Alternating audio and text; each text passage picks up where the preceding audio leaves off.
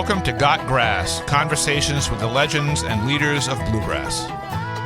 You've enjoyed live bluegrass at Guitar Town CT concerts in Hamden, Connecticut since 2008. From Tony Rice, Rouse Stanley, and Doyle Lawson to Tim O'Brien, Sierra Hall, and Billy Strings. Now you can go behind the scenes as we chat with your favorite bluegrass stars. I'm your podcast host, Chris Worth.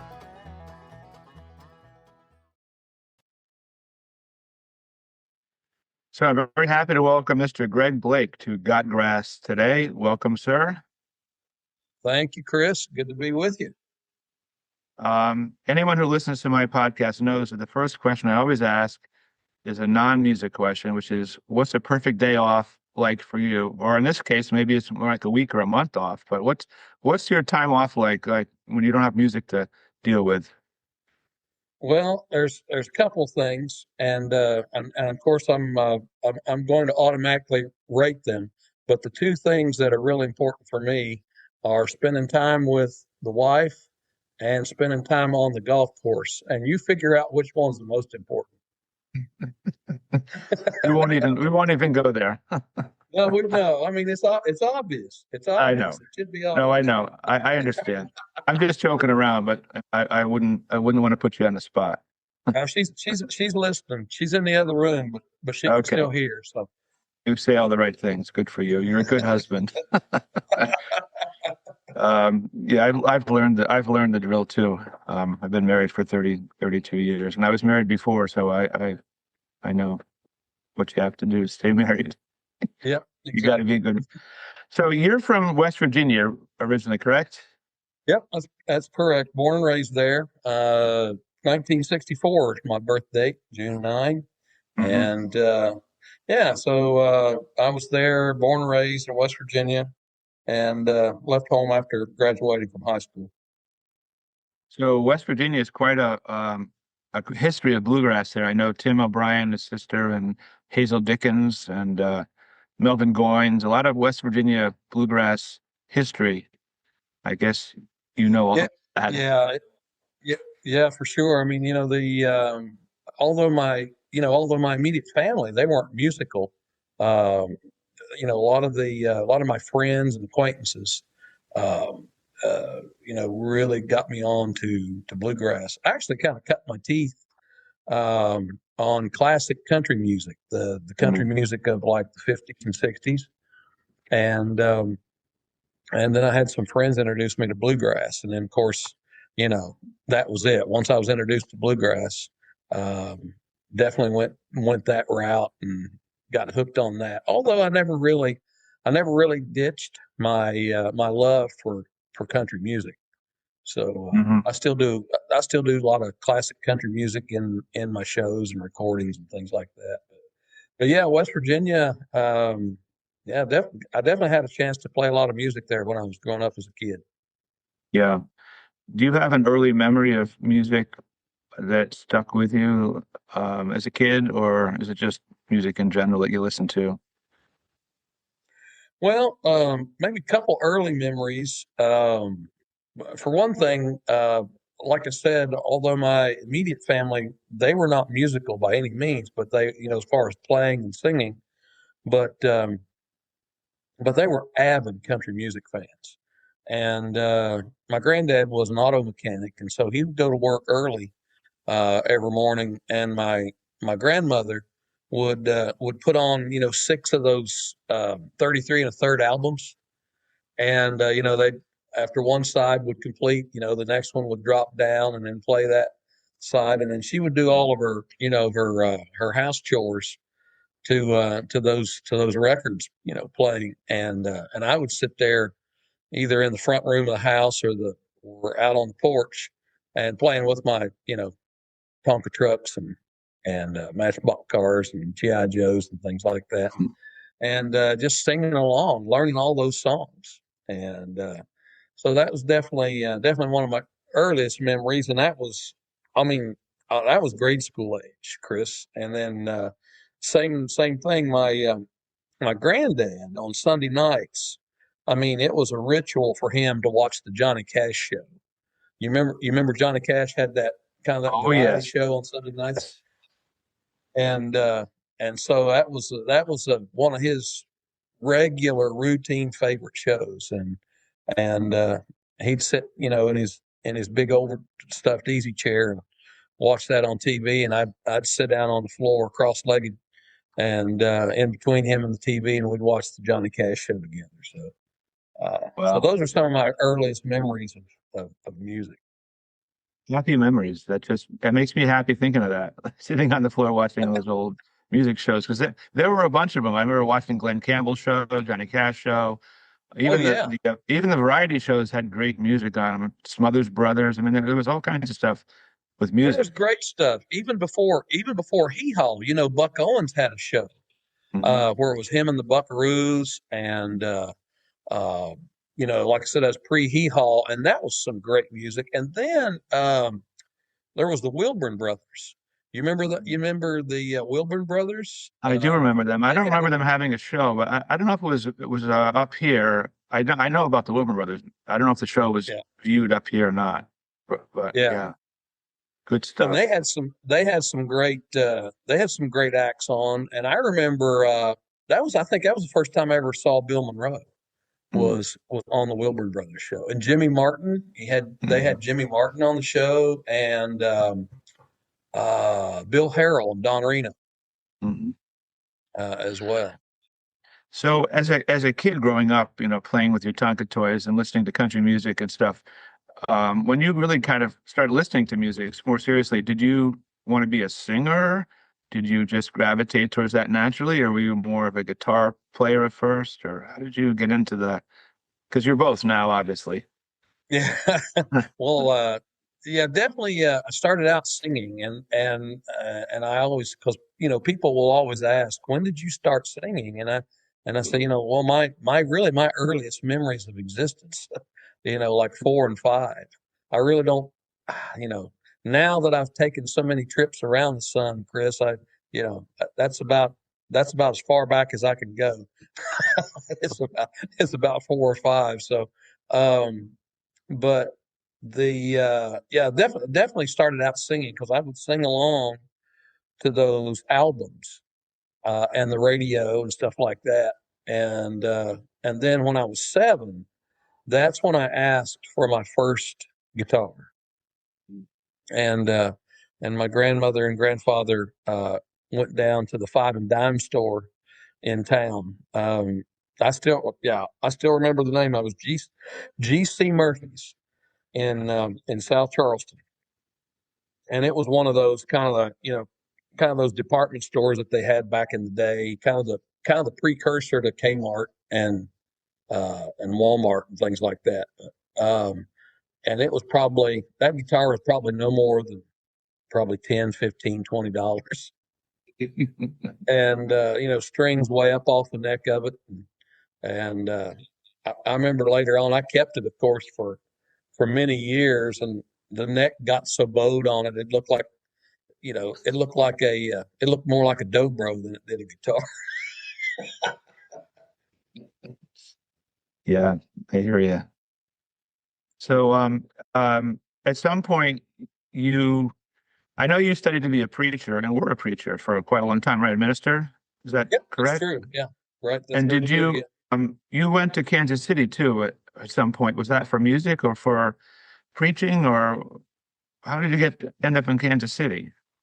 Well, that's what I went to Kansas City for and left West Virginia. I The last few years of my high school, I got to go to a private Christian school, and the administrator there pulled me into the office uh, during my senior year and was just asking me, "So, what are your plans for after high school?" And I said, "Well, I've got a friend of the family who's going to get me into the painters union, and got that all lined up. And so, yeah, I'm set to go." And he said, "Well, have you ever thought of maybe going to college?" Because no one in my family, uh, you know, for generations had gone to college, Oh. and it was, you know, only a few of them had graduated from high school, and so, but I said, no, yeah, I just don't see myself as an academic type, and so.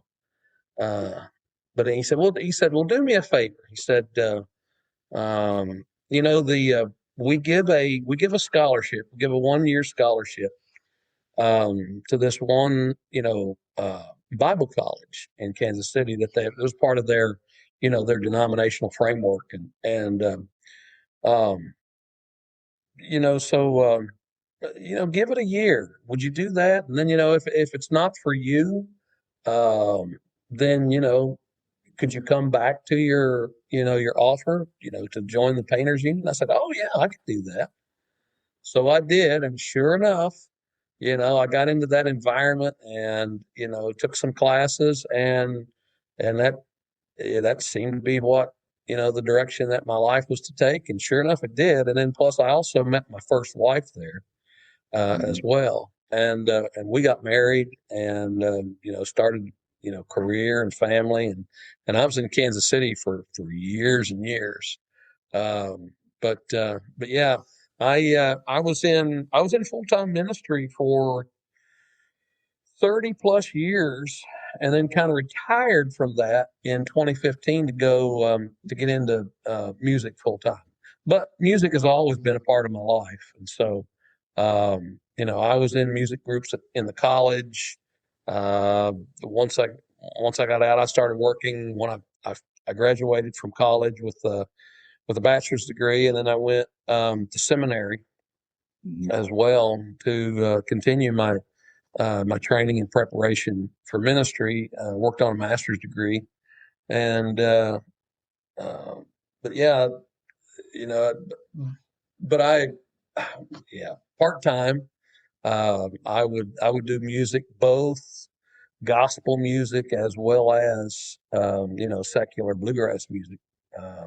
Just kind of wanted the weekend warrior type, and got over the years while I was in full time ministry, I got a couple offers to go out on the road with a couple of bands, and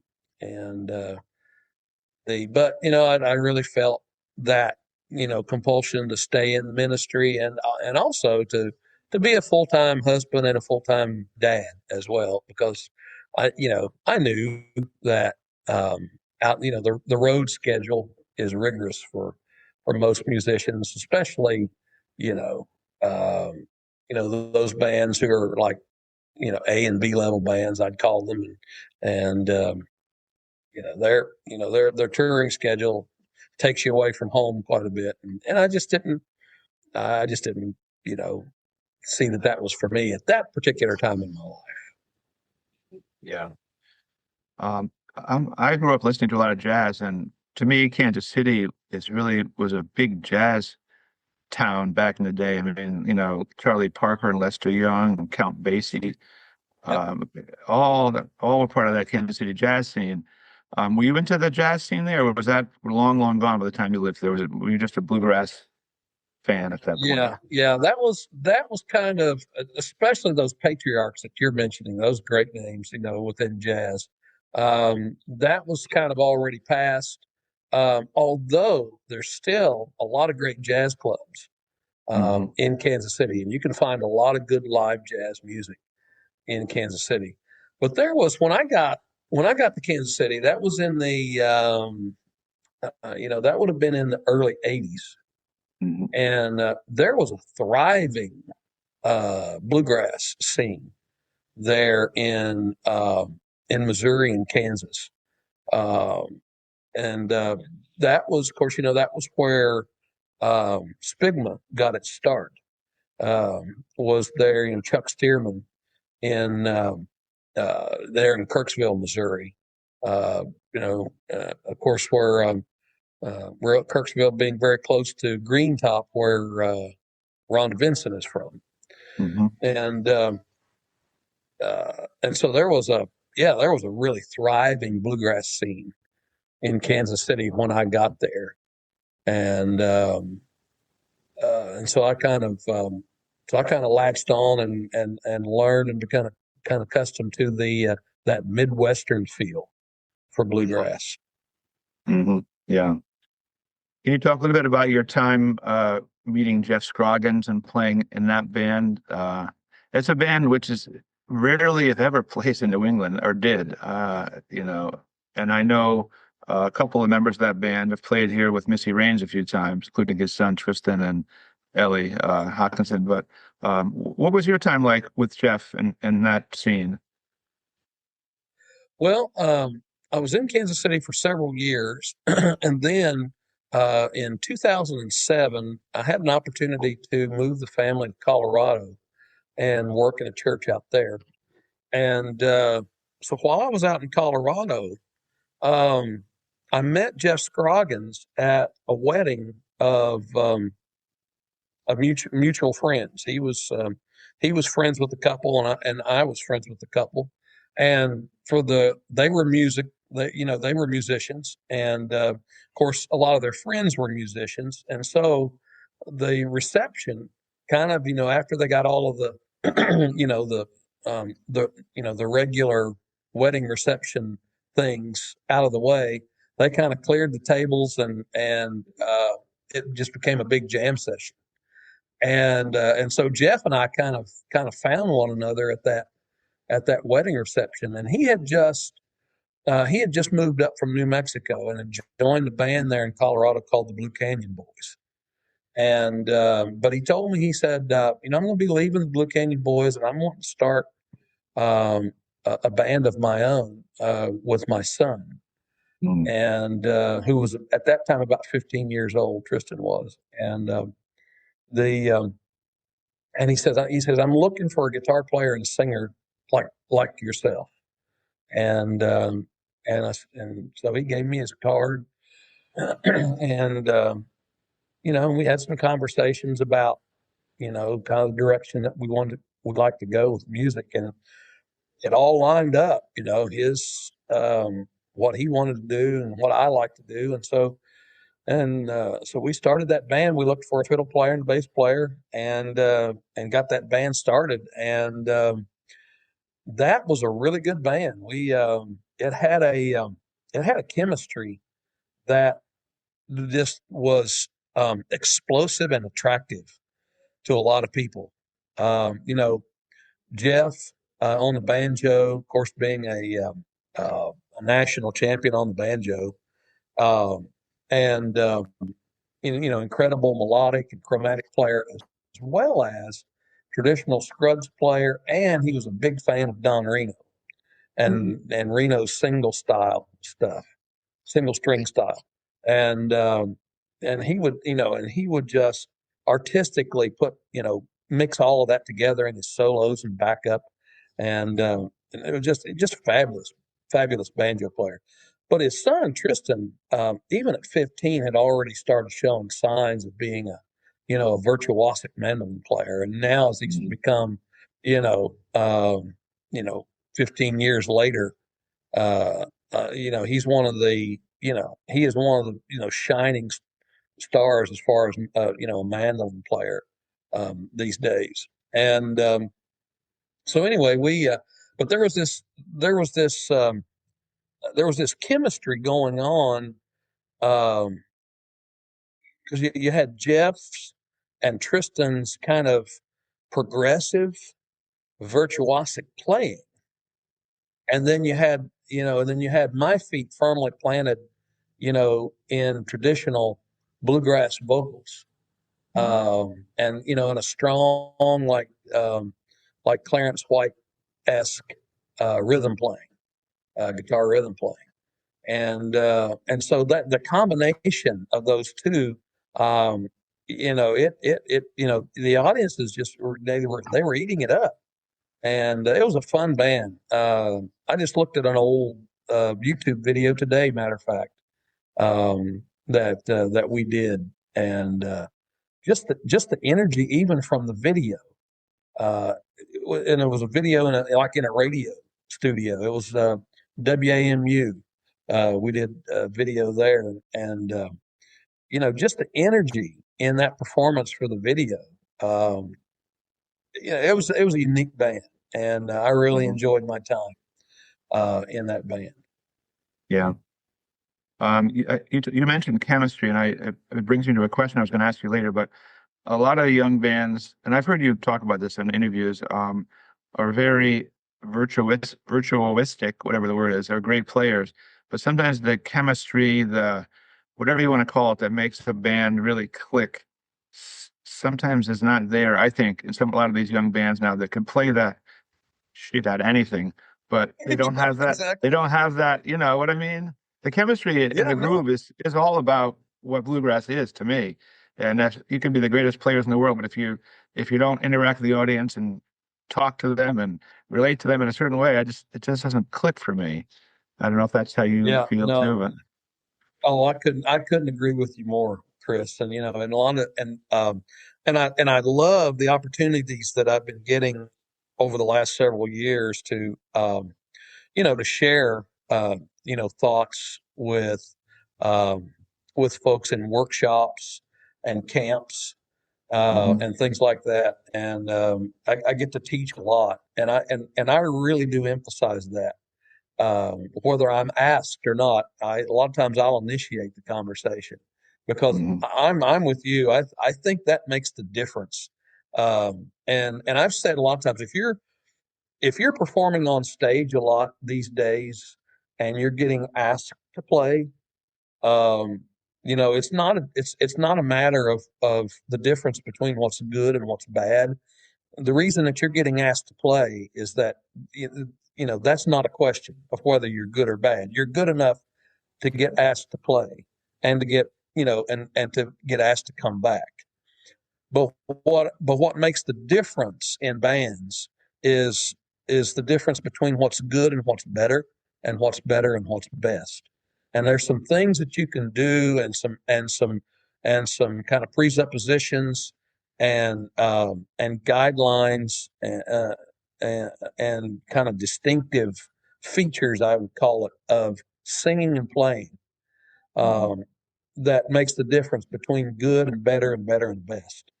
And and one of the things when I get to either do workshops in vocals or guitar or even some band coaching, um, I will a lot of times preface my presentation by saying, if you're going to become a better musician or a better band, you first have to become a better listener.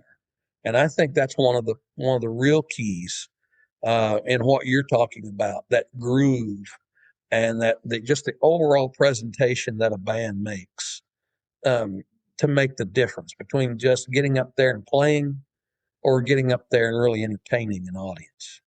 And there's so much more involved in that. You're complimenting one another. You're listening for what the other players are doing, and knowing what you can do, not to contradict them, nor play over them, but to complement them and make their playing even that much better. And mhm. and that's what makes for those good bands. Those bands that rise to the surface as being really great bands. That's what they're doing, and then also interacting, like you said, interacting with the audience. I mean, I don't. I just really don't care for. I know this is going to sound really opinionated and personal, but I think that's but I think that's one of the great things about a podcast. You can get about as opinionated as you want to be on a podcast, I think. Mhm. No, sure. But yeah, but if you're just going to come, if a band's just going to come and just play one song right after the other, and there's no interaction, with the audience, I mean, I'll just stay home and listen to your CD or stream it on Apple Music or Spotify. If I'm going to pay, you know, $20, $50, $100 to come to a show, I want more than just the music. I want to, I'm looking for a connection with that live person on stage. And there's definitely ways that you can connect with the audience, Yeah. at a non superficial level. So Mhm. anyway, that's my 2 cents. That's kind of a soapbox type thing. You invited me to jump up on a soapbox, and so Yes, I I took did. the I I took did. the opportunity. I think about modern technology and how, the internet and social media and the iPhone, which was supposed to bring us all together, is kind of like splintering us. And I feel like sometimes bands on stage that have technology, in-ear monitors, they're just like one step removed from each other compared to like a single mic band coming in and out and actually hearing each other, in person next rather than hearing themselves through monitors. It's just to me like it's one more degree of separation of the musicians. I don't know if it's relevant to what we're talking about, but I feel like the change from single mic, the single mic dance from like the McCurry band earlier to modern bands, which are Yeah. totally separate from each other and don't even get near each other playing on stage, is kind of interesting, at least. I don't know if it's relevant, but Yeah. Yeah, definitely so. I mean, I've done, I continue to do, to do both kinds of setups, in the live performances that I'm a part of. And, but even when when I'm not involved in a single mic setup, and we do individually mic voices and instruments, like the current band that I'm in right now, Special Consensus, um, the, we actually choose to do the uh, mic individual voices and individual instruments. But you'll see us. I mean, one of the first things that we do, probably 7, 8, 9 times out of 10, when we get to a venue after we've loaded in and we're ready to do sound check, almost one of the first things that we do is we begin bringing those mics closer together. And so we're actually still close enough to one another to where actually we hear without the monitors what's going on just actually live. Because you just can't recreate and reproduce electronically or digitally or whatever, uh, what's happening live. And I think that's one of the great dynamics of the single mic, kind of the old fashioned, like you say, dancing around that mic and kind of self monitoring around around a single mic. But well, like I say, even though in Special Consensus we choose to individually mic voices and instruments, we immediately come as close together as we possibly can without, putting one another's eye out with a, with a with a headstock. yep, yep. I used to love I guess it was Bluegrass Album Band back in the day when with Tony Rice and Doyle and JD Crowe.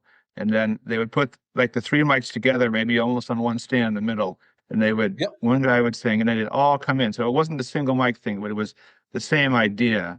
They would all have three heads together, three mics, but they could hear each other, you know, personally, not just through monitors. I always loved that. It was kind of a Yeah. quirky way to do it, but I loved it.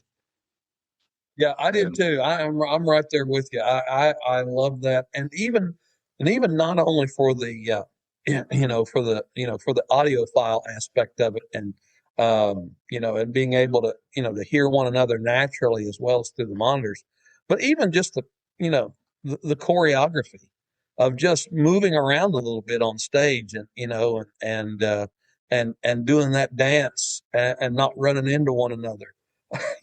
And having a huge traffic jam and a crash on stage, but just skillfully, having the moves choreographed. To me, that added to the whole presentation. very entertaining to watch when it's done well. It's great. Oh yeah, Yeah. absolutely. I totally So, agree. besides all your vocal skills and accomplishments, you're a very good guitar player. Did you kind of try to copy any player when you first learning, were you like a Clarence White nut or a Tony Rice nut when you started out, or were you just listening to all kinds of guitarists? Oh well. Thanks for the commendation on the guitar playing. I mean, Hmm. I've always thought of myself as a vocalist who plays guitar, and there there have been one of the most charming and funny kind of backhanded compliments that I get a lot of times after live performances, and will be somebody who come up to me and say, "Man, Greg, I I forgot how much how enjoyable your guitar playing is. I guess I just don't notice it as much because I'm listening to your singing. so, so I guess that's a compliment both ways. Um, but yeah, definitely growing up and learning how to play the guitar. Um, I was a huge fan of Larry Sparks Hmm. and um, and of course Doc Watson and Don Reno.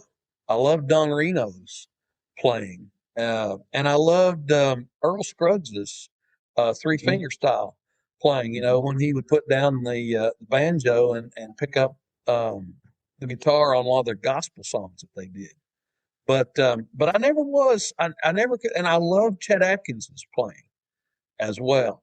But I never could get my head nor my hands, or especially my right hand, around, you know, doing that finger style thing.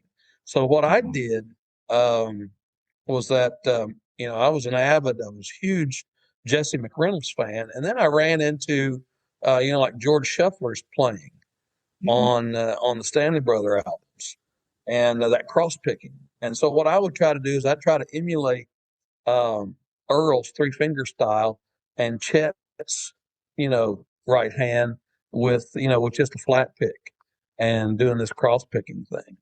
But other than that, yeah. But Larry Sparks is kind of his that really aggressive attack that in Larry's lead playing, um, and then also Charles Sawtelle. Mhm. Later on, I got introduced to Charles Sawtelle's playing with Hot Rise, and that I mean just that aggressive right hand that both of them have was to me really cool. And I think it was just a timing thing. Not timing as in the regards of playing in time, but the time at which it occurred, and I was listening to and being influenced by Sparks's playing. When I would get into jam sessions, there would be these guys that had these old Martins that were just, I mean, they just projected. And, in a lot of the jam sessions that I was in, they didn't know anything about backing off.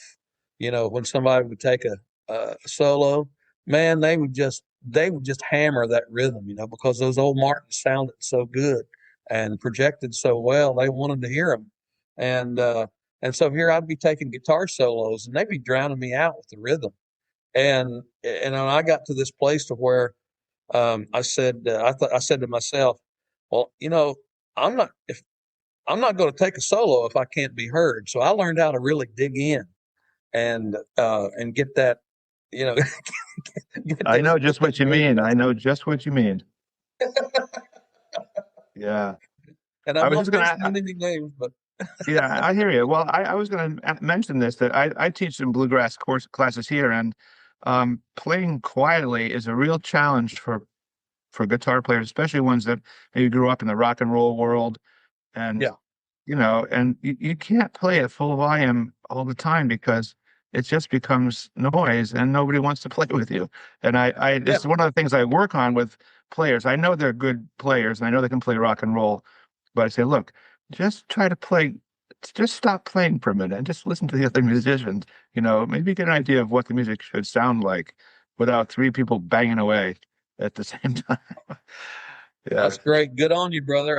If I was there in that context with you, you'd definitely have somebody amening you. So I had Larry Sparks on my podcast a while back, and he was talking about playing guitar.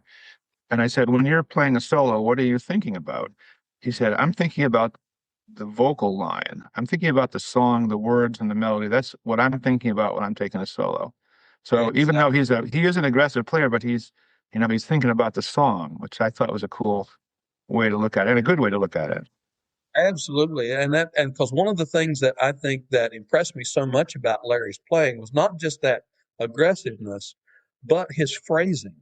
His Mm, phrasing was almost synonymous with the way he'd phrase a vocal. line Hmm. as well.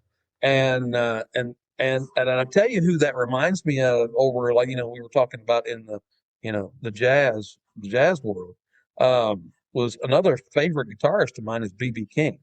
Hmm. And, even though B.B. King, he won't have a flurry of notes by any means. Matter of fact, one of the characteristics and the distinctive of King's playing is the sparseness of his notes and the space in between them.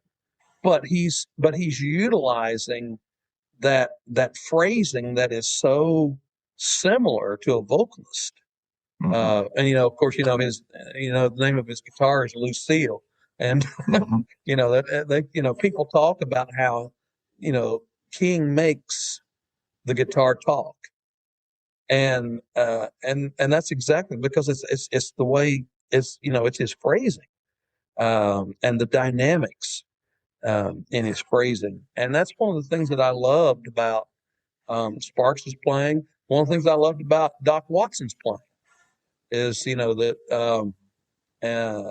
all those that I've mentioned thus far are what I call melodic players, not melodic in the sense of Bill Keith's uh, melodic banjo style, Hmm. but it's so melody driven, Hmm.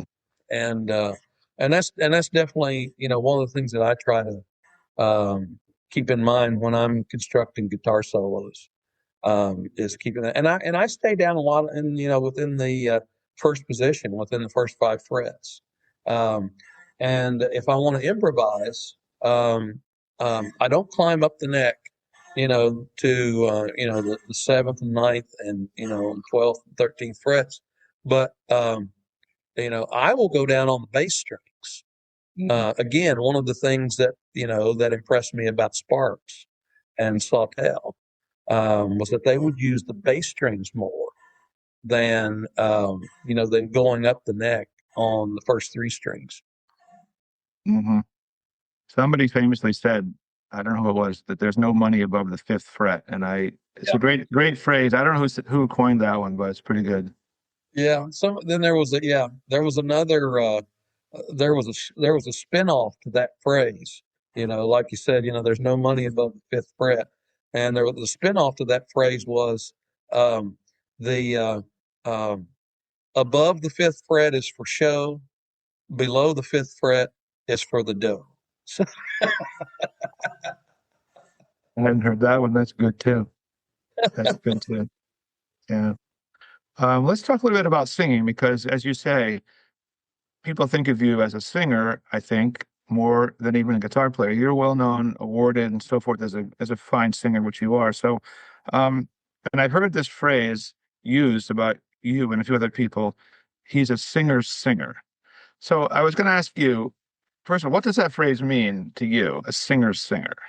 oh well, um, it's probably one of the uh, it's definitely, Chris. It's one of the two greatest compliments that I get, that I really feel humbled and honored by.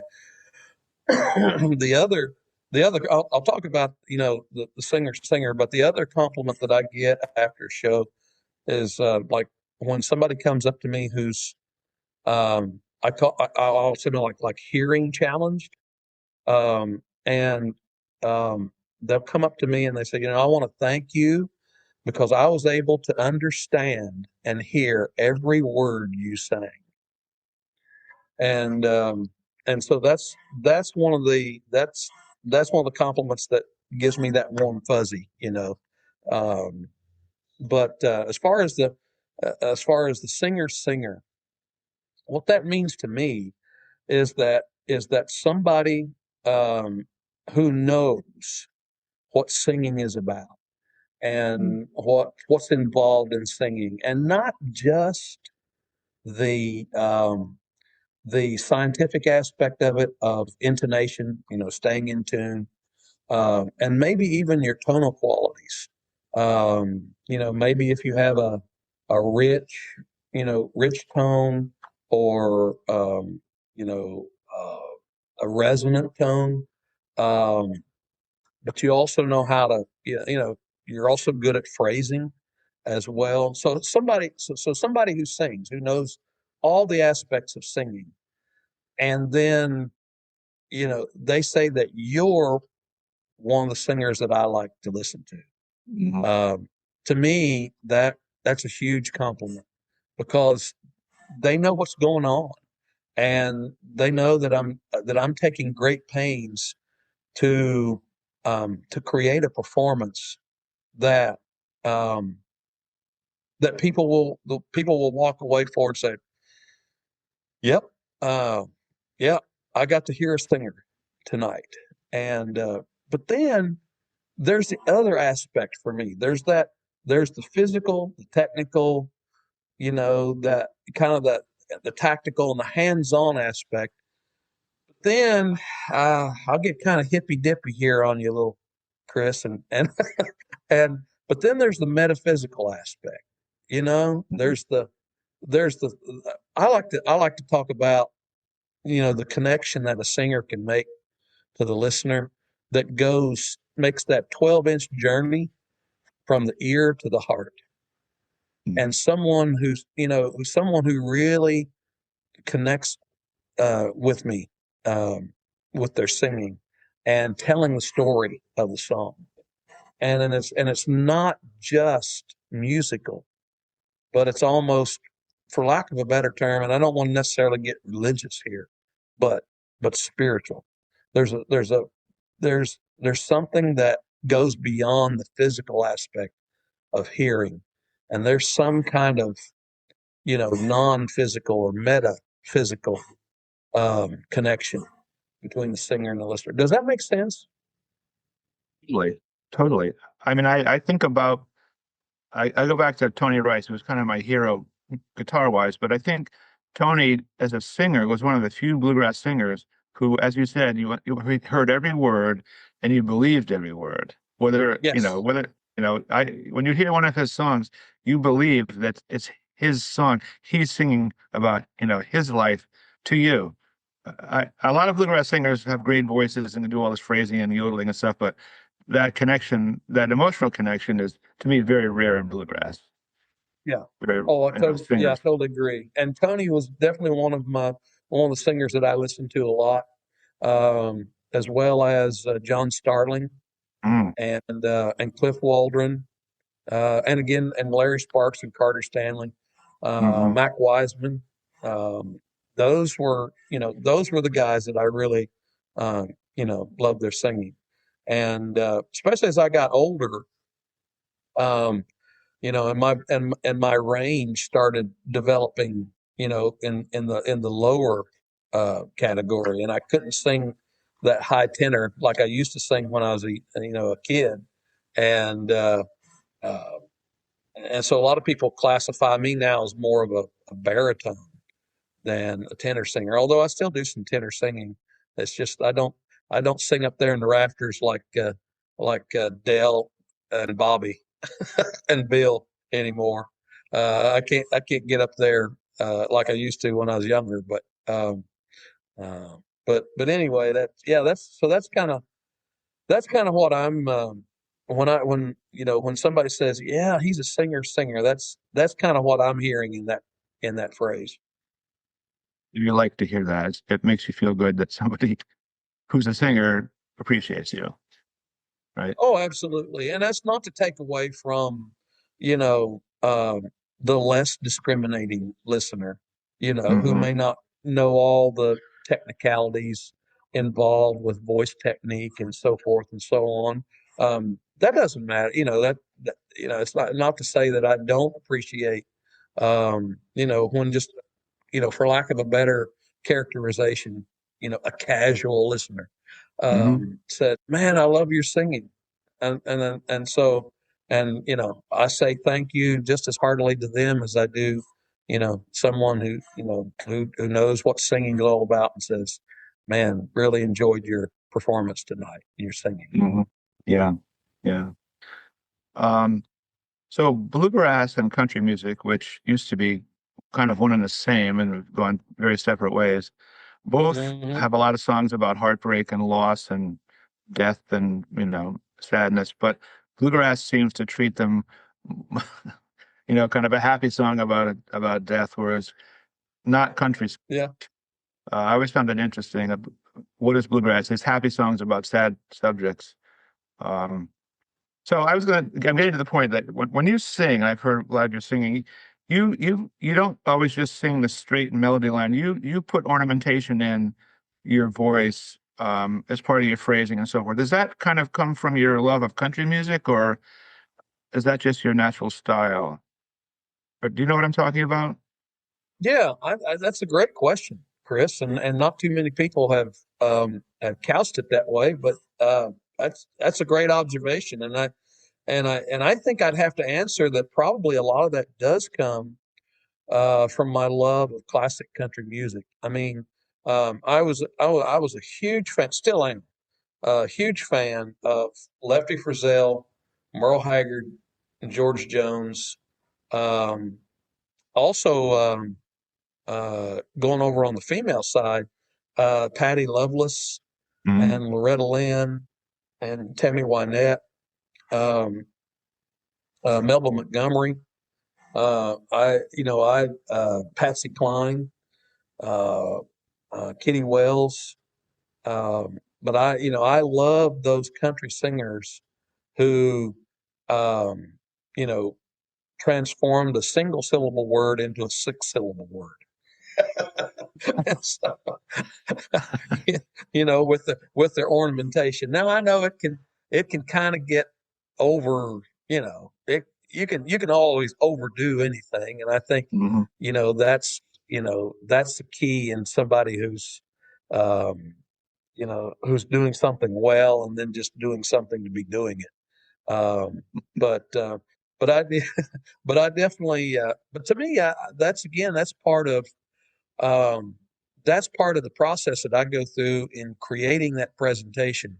Because I'll go through a lyric sheet when I'm figuring out how I'm going to perform a song, and I'll just have it there, kind of like in a prose, poetic form on a sheet of paper, Mhm. and I'll have a pencil in hand, uh, and I'll go through, um, the storyline of that song and pick out the meaty lyrics, and that's usually because um, one thing I think you'll find if anyone would do an intensive scientific study of my phrasing, which I don't know if anybody will ever do that or not, but I think what they would find is that that ornamentation that you're talking about is it's usually utilized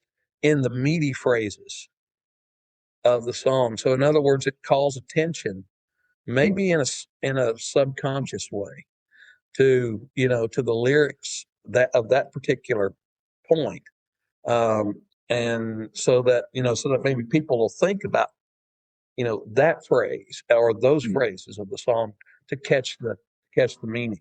So that's kind of, yeah, but but my initial answer to your question would be definitely yes. Um, that ornamentation is due to my love and my association with classical country music. I've heard anybody, a singer, explain that way of looking. So you're going to learn a new song with a special C. You're going to learn a new song. So you take the lyric sheet and you listen to the song, maybe by somebody. Then you go through the lyrics and you actually kind of plan out and figure out how you're going to sing the song before you even perform it, right? Oh Like yeah. you might. Okay, I never heard anybody actually say that. I assume that most bluegrass singers just kind of, here's the song, I'm going to just sing it the way I feel it, and off we go. But you Yeah. Well, actually, most do. okay, That's that's why. definitely the way they approach it, and it's not like and I definitely do that as well because I've been doing it for so long. I mean, yeah, um, I can kind of uh, go through a song the first time, and I'll think of a way to phrase it, and almost where it comes to second nature because I've been doing it so long. But if I'm going to report a song, or if it's going to be something that is going to be put in the regular rotation of set lists, for a public performance, now I always sit down with just that lyric sheet and go through it, because I feel like as a singer, especially as a lead singer, that if I'm anything, I'm a storyteller. That's why I love James King's singing so much. Right. James was the bluegrass storyteller, as Tom T. Hall, penned that name for him, and but I feel like I'm a storyteller, first and foremost, um, and so I want to get that story across, and so I'll go through meticulously through that lyric sheet, and I'll lift out the meaty phrases, and I'll make sure that I do my darndest, to get those phrases across, and those are the phrases that are going to stick with the listener. I'm going to do what I can. Communication's two-way.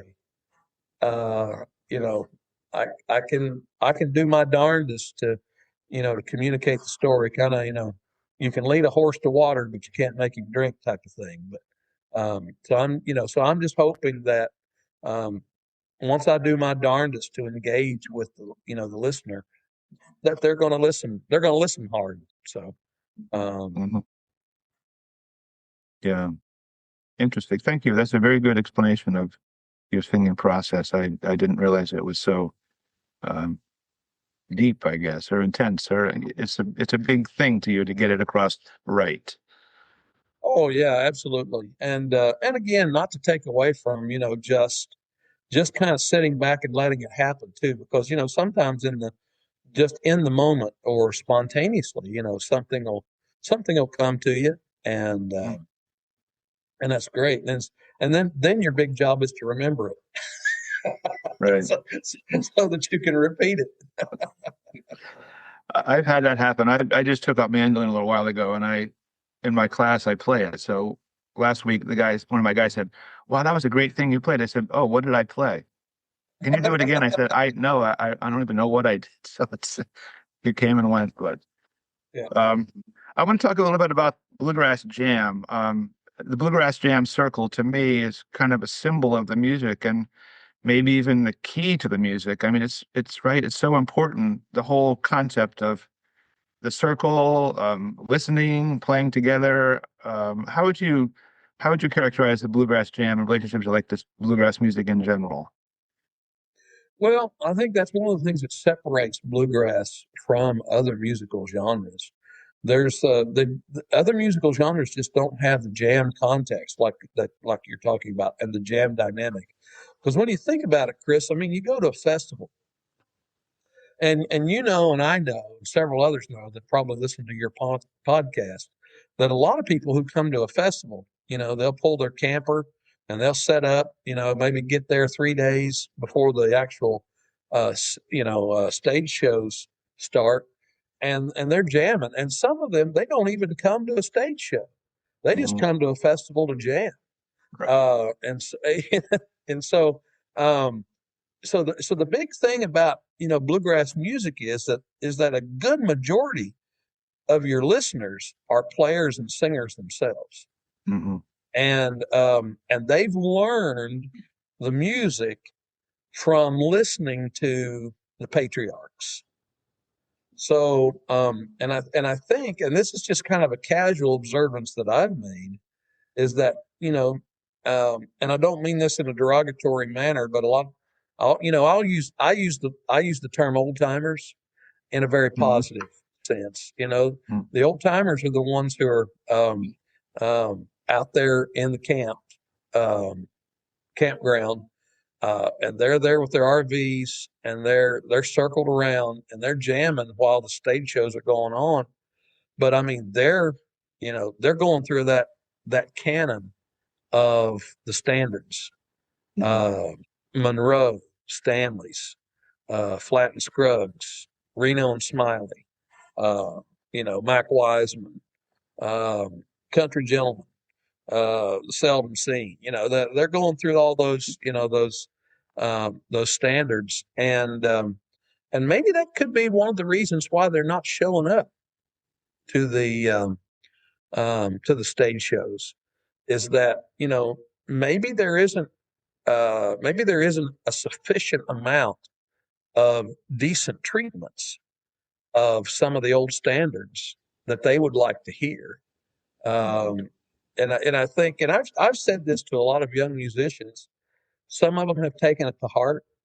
Some of them have glibly, let it pass. But I think a lot of times you have to earn the right to have your original material heard, and some of your newer treatments of and some of the new things that you're trying to espouse on stage and in your recordings. It's kind of a thing like, uh, it's kind of similar to what I've said about soloing. Um, before you can earn the right to for somebody to listen to your improvisation, you have to clearly state the melody. Um, and then you have the either explicit permission or implicit permission to then improvise on the melody. But you first got to state the melody clearly, and then improvise. And I think that could be, when you're putting together a stage show as well. This is my advice to a lot of younger bands, and new bands, and upstart bands, is that um, give a good, solid treatment and expression of a standard tune that maybe some earlier generations are familiar with, and then they'll be ready to listen to your originals, or maybe to your different take on another standard song that they're familiar with. Just my opinion. I don't know if it's right or not, but that's kind of my approach that I take. I mean, bluegrass is, I don't know if it's different from other musics, but the tradition of it is very important, and still all those old original songs are still played by millions of people. But yet there's a lot of younger players that, like Bill Monroe, were innovators and don't necessarily want to play, old cabin home, whatever. They want to Yep. do their own thing. So it's a tough mix. You have to be able to please everybody. If you're just playing one, people can say, "Oh, you're just an oldies band." And if you're just playing all your new original stuff, they're gonna say, "Oh, what is that?" Yeah, I think it's a tough line you have to follow in bluegrass it these is. days. It's a tightrope walk. It really is.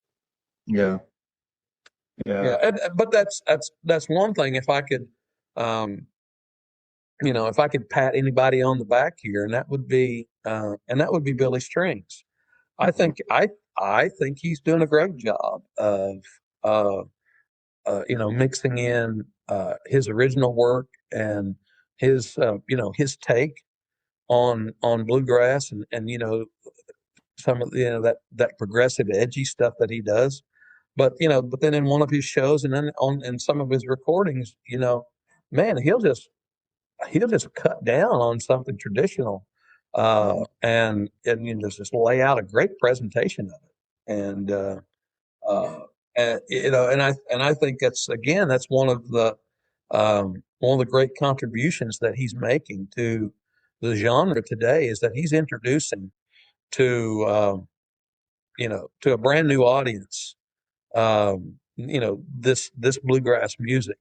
And we can only hope that, because they're sure not going to be hearing it from you know some of the more traditional artists, and they're just not coming to those shows.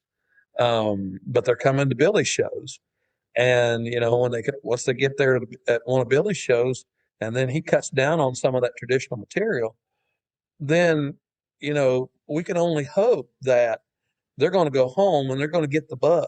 They're going to be bit, and Mhm. so not only continue to be a Billy Strings fan, but they're going to go back and listen to some Monroe and Flat Scruggs or Larry Sparks, or some of that other stuff that Billy has recorded and or he's performing live at his shows. Mhm. Yeah, his name comes up a lot on this podcast from musicians that I've a couple have mentioned a little bit of, I won't call it jealousy, but like, why is he selling out 30,000 people and we've been doing this for 40 years and we can't? But most people, I think, like you, realize that he's really a traditionalist at heart and really is, he's playing the traditional stuff. He's not a far out guy. I think he really, if he had to choose one thing, he'd be Doc Watson reincarnated. I think that's Yeah. that's who he really is. But Yeah. despite the hair and all the pedals and stuff, I think Yeah. that's deep down who he is. Well, I think, I would agree to that to almost 100, to the extent of 100% of what you just said. But I guess what I would add to it, when I think of Billy, I immediately think of Johnny Cash. Mhm. And the reason that I say that is because Johnny cut his own swath. I mean, he danced only to the beat of his own drum, so to speak, and he wouldn't let anybody put him in a box. He had a sound that he wanted to create. Same way with Monroe. I think Monroe had all these different influences, um, that came into his music, but he had a sound that he wanted to recreate, and he did whatever he could. He worked hard at making sure that everybody that played with him, recreated that sound. Jimmy Martin was another one like that. Jimmy Martin had a sound that he wanted reproduced, and no matter who was part of his band, um, even when you look at the vast array of banjo players that he had, some of the greatest banjo players ever, you Mhm. know. But from stories from what I get, and I never knew Jimmy personally, but they would say, Jimmy wanted you to play the banjo like this, and he'd tell you, and he'd say it should sound like this, and so and I think that's so I compare Billy and Johnny Cash a lot. I see a lot of similarities in Mm. them. He has found his sound. Billy has found his sound, just like Johnny found his sound, just like Bill found his sound, just like Jimmy found his sound. And I think that's why he is so successful. Mhm. He's found Yeah. his sound and he's doing it night after night after night after night. And there's probably dozens, maybe hundreds now who will probably be trying to reproduce his sound, Mhm. and in the future as well. So my hat's off to him. Yeah. Um, Looking back through history, if you could have sat down in a chair across from anybody with a guitar and played a few songs, who would be at the top of your list who could have just sat down and sang with or played with? Anybody come to mind quickly? I'd say Doc Watson. Mm, I would have loved to sit down with him. I would love to sit down with Norman Blake. mm. Not just because of the similar last name, but although that'd be pretty cool. Blake and Blake, yeah. That, yeah, Blake and Blake, yeah, but I those would definitely be guitarists that I would have. Glenn Campbell. I Mhm. would I would have loved to sit down with Glenn Campbell and and traded some tunes and maybe sang with him a little bit. Um, but those are names and persons that come to my mind immediately. So if you were sitting down in a living room with, let's say, Glenn Campbell or Norman Blake, and he said, "Greg, what do you want to sing? What would you?" If you have a song that would come right to mind, I'm going to do this right off the bat, and Well, I'd definitely not maybe try to sing one of their songs. Although, if it was Glenn Campbell, I I totally love his music, and especially the Jimmy Webb songs that he did. mm, mm, Um, but Galveston, I would love mm, to. I'd love to try because I recorded Galveston with Jeff Scroggins in Colorado, mhm, and And I just love that song, the emotion, the storyline, the chord progression, um, the modulation in it. And so yeah, if I could sit down with Glenn, I say, Mhm. Glenn, would it be all right? If could we do that one? And maybe trade off verses or something like that. Yeah, wow, that would have been quite a thing. Yeah. That would have been quite a thing.